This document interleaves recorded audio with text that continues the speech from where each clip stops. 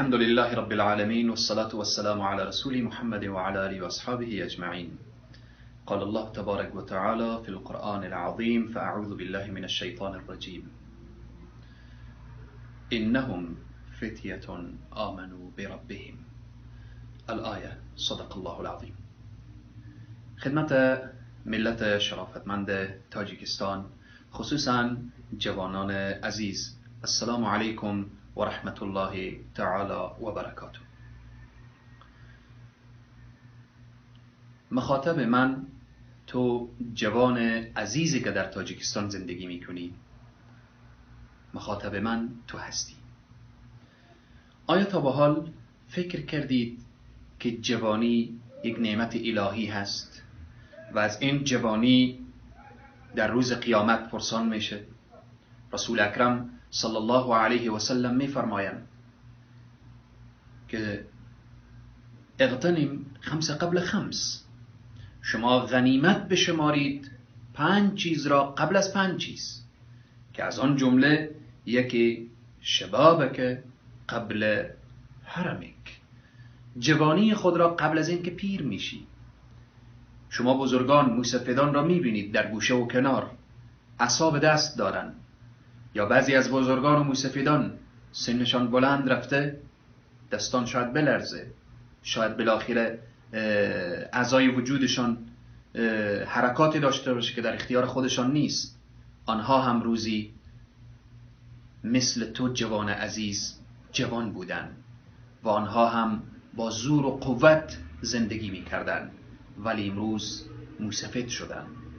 و اگر خداوند برای تو عمر بده، تو هم فردا با این موسفیدی و با این سن، با این ضعف تو هم قرار میگیری.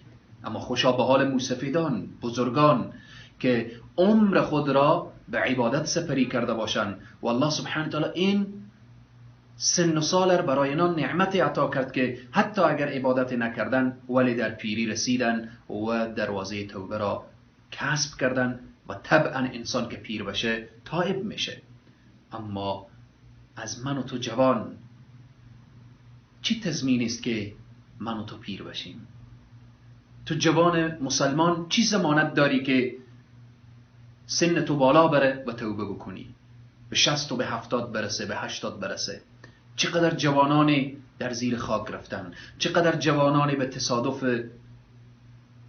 تصادف های گوناگون، به آب و به موتر و بالاخره به وسایل دیگری از دنیا رفتن.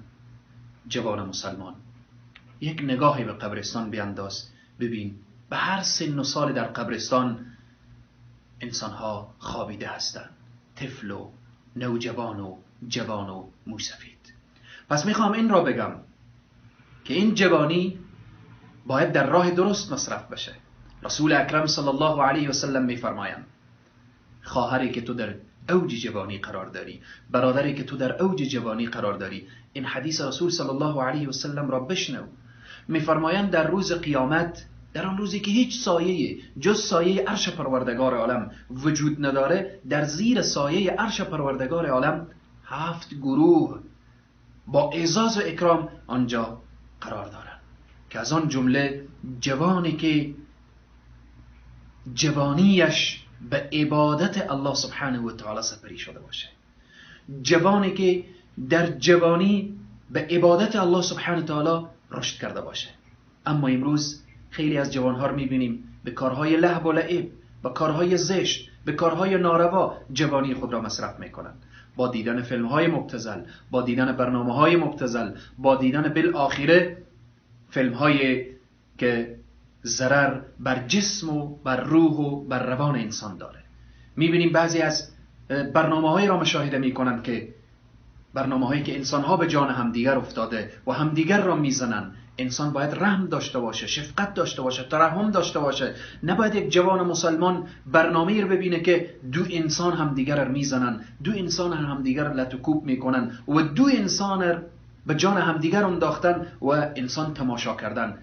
حیوان، شریعت مقدس اسلام برای حیوانات این گونه درست نمیبینه که یک انسان بیاید 2 حیوان را به جان همدیگر بیاندازه. یعنی اگر دو حیوان هر کسی به جان همدیگر بیاندازه و تماشا کنه، شریعت مقدس اسلام چنین انسان را و چنین عمل را محکوم میکنه. پس ای جوان مسلمان، این عمر که نعمت الهی است و این جوانی نعمت الهی است، در راه درست و صحیح استفاده بکن تا اینکه در روز قیامت در زیر سایه عرش پروردگار عالم قرار بگیری. الله سبحانه و تعالی در قرآن تعریف و توصیف جوانان را میکنه. اصحاب کهف انهم فتیه آمنوا بربهم، جوانانی بودن. وقتی که سیدنا ابراهیم علیه السلام بتها را میشکنه، الله سبحانه و تعالی سیدنا ابراهیم را توصیف میکنه که کی بود، اونها چی گفتن، چگونه توصیفی از ابراهیم داشتن. قالو فتى یذکرهم یقال له ابراهیم، جوانی بود. پس قدر جوانی را بدان. ابراهیم علیه السلام که بتها را شکست جوان بود. اصحاب کهف که در مقابل قدرتمند وقت و زمان، طاغوت وقت زمان استادگی کردن، جوانانی بودند که در قرآن نام اونها ثبت تاریخ شد تا روز قیامت. وقتی سوره اصحاب کهف خوانده بشه، وصف اصحاب کهف، ایمان اصحاب کهف، جوانان اصحاب کهف برای همه جوانان تا قام قیامت اسوه و الگو بیان شدند. الله سبحانه و تعالی برای همه جوانان عزیز ما به پسر و دختر توفیق بده که قدر جوانی خود را بدانید. نگذارید که شیاطین جنی و انسی این جوانی ما را آلوده کنند به گناه و معصیت. پس بناهن عبادت در جوانی لذت داره. دستورات الله را اجرا کردن در جوانی لذت داره. خود را باز داشتن از گناه و معصیت در جوانی ارزش داره. الله سبحانه و تعالی همه جوانان ما را، خصوصا جوانان عزیز تاجیکستان ما را، در حفظ و حمایه خود داشته باشه. عامل و کتاب الله و سنت رسول صلی الله علیه و سلم همه ما را عامل واقعی بگردانه. و السلام علیکم و رحمت الله تعالی و برکاته.